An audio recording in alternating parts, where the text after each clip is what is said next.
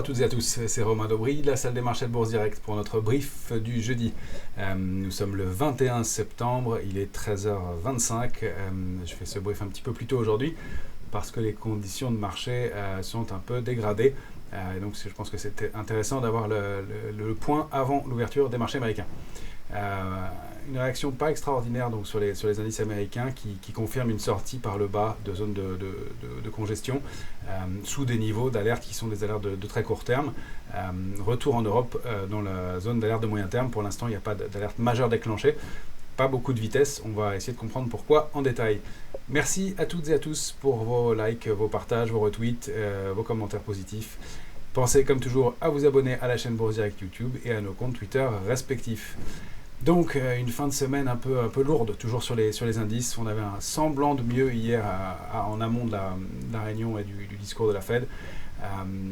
L'idée qu'une hausse de taux supplémentaire serait possible dans les mois prochains a plombé un peu l'ambiance, même si Jérôme Powell avait prévenu que c'était à envisager, mais le mouvement est lourd et il n'y a pas de relais. Donc pour l'instant des marchés qui sont un peu en situation de consolidation toujours, on va le voir sans vitesse, sans pression baissière. C'est plus du technique qui se met en place, des manques de relais et puis de l'épuisement sur certaines figures, sur des valeurs qui avaient quand même énormément performé. On prendra Google comme cas d'école sur le sujet. Donc du côté des marchés dérivés, pas de pression baissière toujours à hier soir. On va voir ce que va donner la journée d'aujourd'hui. Peut-être que ça va déclencher un peu des velléités baissières. Ça va être important. On est un peu à une bascule. On a des volumes qui sont pas extrêmement importants non plus. Donc on n'a pas de vendeurs structurels dans le marché. C'est plus du technique qui est en place. Une consolidation qui se confirme. Et puis on a des niveaux de couverture en Europe qui sont un peu rehaussés depuis 48 heures. C'est pas vraiment le cas aux États-Unis où on est un peu plus complaisant. Alors complaisant, c'est relatif. Pourquoi ? Parce qu'on a du cash, on en a parlé souvent, il y a des liquidités, des alternatives au placement action, et je pense que les opérateurs attendent un peu les soldes, attendent de pouvoir payer un peu mieux, un peu plus bas, et donc ils ne sont pas pressés. Donc ceux qui sont en position ne soldent pas vraiment, et puis ceux qui sont prêts ceux qui ont des liquidités sont prêts à acheter un peu plus bas, ce qui fait que ce mouvement ne va pas très vite. Donc techniquement aussi, on va le voir, on est arrivé au bout de figure, et ça c'est intéressant. Plus on arrive proche de la fin des figures, moins le mouvement, contrairement à ce qu'on pourrait penser, est rapide. Ça ne veut pas dire qu'il ne puisse pas continuer, au contraire. Donc, intérêt complètement absent sur les marchés dérivés, pas de pression à ce stade. Il sera intéressant de voir ce qu'il en est demain matin pour la séance d'aujourd'hui. Et donc, un mouvement un peu ralenti, en tout cas en Europe, par des opérateurs qui étaient un peu plus couverts, même si la position ouverte sur les options reste assez faible de façon générale. Du côté macro, demain on aura les PMI, les indices des directeurs d'achat en Europe, aux États-Unis. Ça va être une séquence importante et une fin de semaine qui pourrait animer un peu la fin de la semaine. Les directeurs d'achat sont avancés sur la santé de l'économie.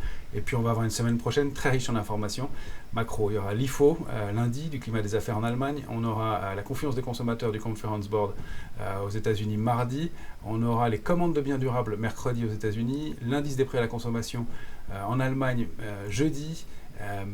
Les promesses de vente de logement et surtout un discours de Powell jeudi prochain, et puis vendredi ce sera férié en Chine, mais on aura l'inflation en France et puis surtout chiffre majeur de la semaine, l'indice PCE Core, donc l'indice des prix à la consommation des ménages, l'indicateur, le marqueur d'inflation le plus observé par les membres de la Fed, donc vendredi prochain. Donc encore de quoi animer les marchés et peut-être créer de la volatilité toujours. Donc des indices qui sont bien en phase de consolidation. On revient en Europe sur des points bas, et puis sur les indices américains, on va aller le voir tout de suite. On arrive sur on confirme des mouvements de consolidation. Donc on a le S&P graphique en journalier qui a confirmé hier une sortie par le bas de son triangle qu'on avait évoqué. Je laisse en pointillé cette dernière vague, donc on l'avait évoqué depuis longtemps ensemble, correction A, rebond B et vague C, qui n'a donc pas été invalidée puisqu'on n'a pas réussi à sortir de la zone 510-533. Et puis on continue on sort par le bas de cette figure avec pas beaucoup de vitesse, pas beaucoup d'accélération, sur fond de contre-pied un petit peu, et puis avec des volumes qui ne sont pas énormes. Donc c'est plus technique encore une fois. Alors si on veut viser les premiers niveaux de retracement, ce sera 4364 qu'on voit ici.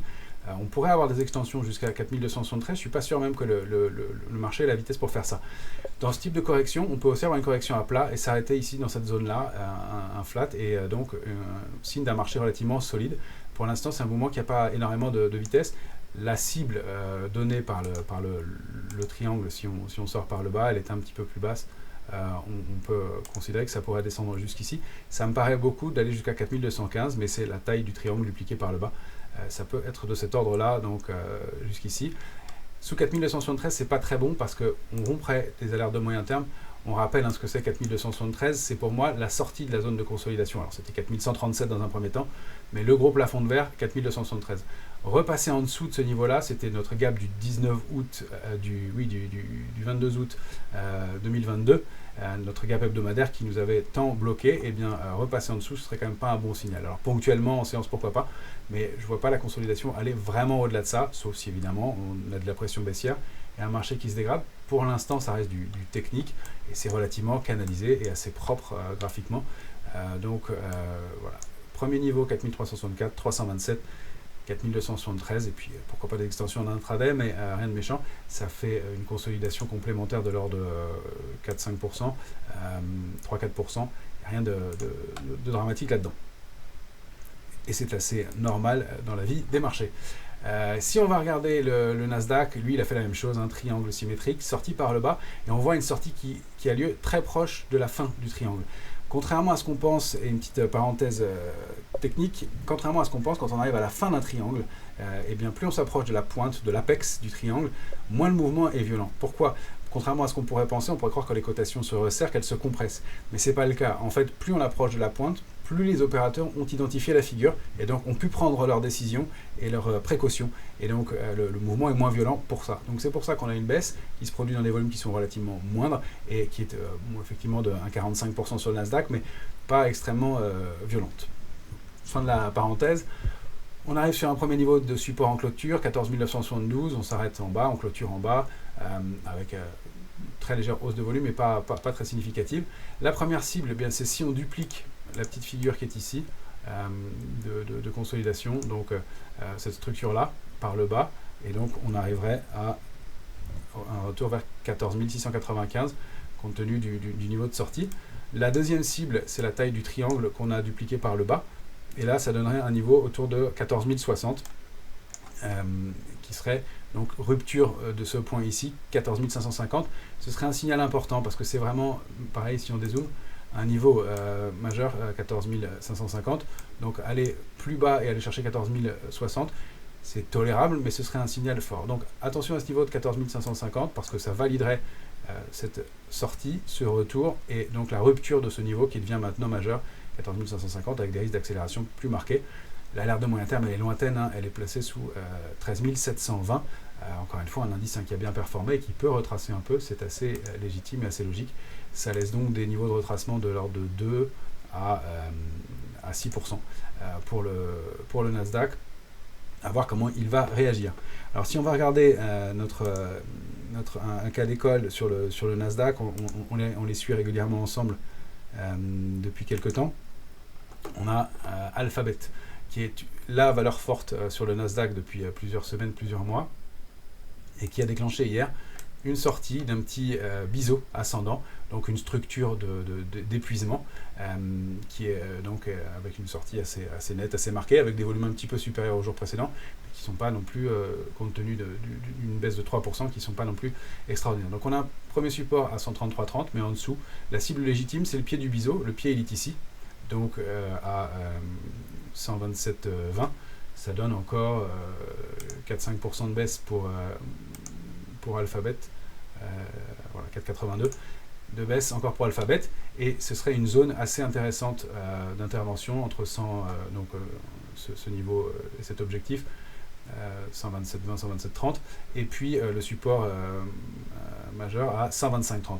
Donc plutôt une opportunité sur une valeur forte dont on considère qu'elle a encore du potentiel, mais effectivement figure d'épuisement, donc pas d'urgence à repayer le titre.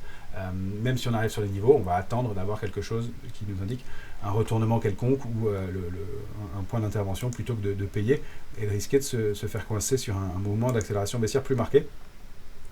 Si on regarde le VIX maintenant, Lui, alors il y a deux choses intéressantes. Déjà, il est repassé au-dessus de notre niveau de 15,40, précisément. D'ailleurs, c'est intéressant de voir qu'au plus bas, il a fait 15,43.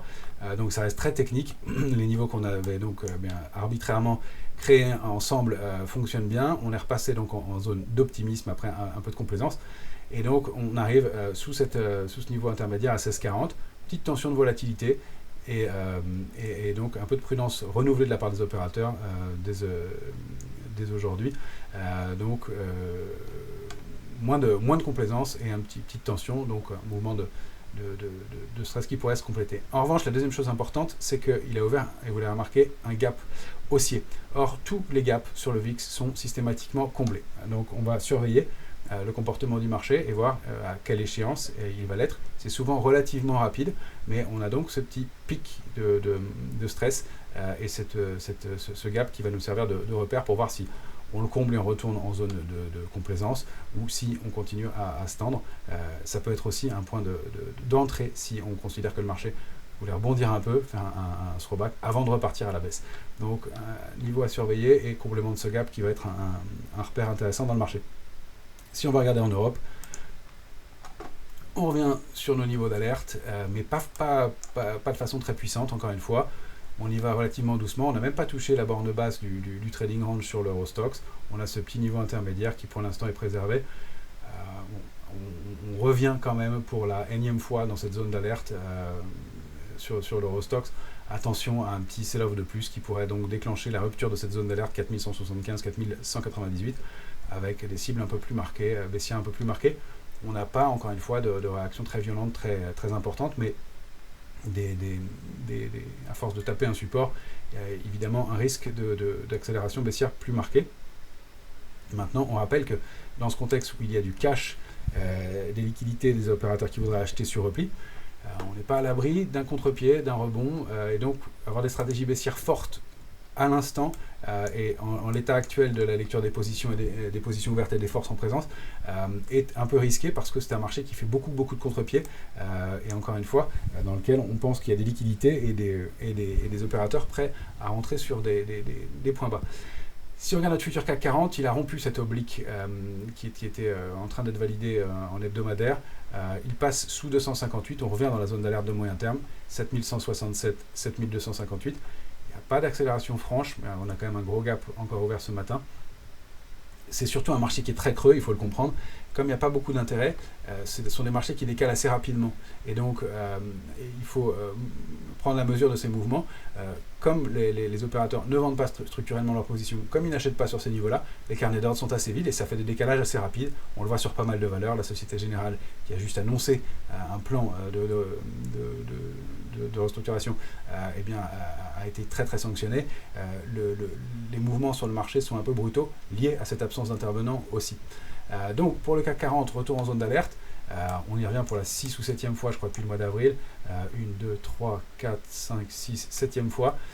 Attention à ne pas trop s'y attarder, ça fait beaucoup. Et puis ce qu'on avait tenté de reconstruire depuis le 8 septembre a du mal à se mettre en place. Mais on n'a toujours pas de pression baissière. On verra ce qu'il en est demain, encore une fois, pour la lecture de la position ouverte. Ça va être très intéressant.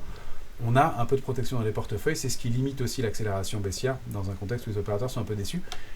Pour envisager une réactivation haussière, ce qui n'est pas le scénario de l'immédiat, il faut passer 332, 362, mais c'est surtout 391 qui va être la zone 362, 391 qui va être importante à déborder avant de considérer qu'on peut repartir à la hausse et aller rechercher le haut du range. On rappelle que si on rompt le range par le bas, la zone cible elle est bien plus basse et elle est située entre 6755 et 6822 qui est notre niveau d'alerte de long terme. Voilà pour les éléments dans ce marché pour l'instant. Donc pas évidemment de stratégie très acheteuse tout de suite, on est un peu en retrait, la phase de consolidation un peu pénible dans laquelle on se trouve pourrait se prolonger un petit peu, mais pour l'instant on voit que ça reste relativement canalisé, il faut un peu de patience, ça fait partie aussi de la vie des marchés, mais donc un peu de prudence, un peu de cash dans ce marché, en attendant d'y voir plus clair. L'idéal, ce serait un petit sell-off, un petit mouvement pour débloquer cette situation-là et permettre de retrouver une dynamique. Pour l'instant, il ne se produit pas. On va voir comment le marché se comporte dans les jours à venir. Excellente fin de semaine à toutes et à tous et on se retrouve sur les différents réseaux et médias dans les jours qui viennent.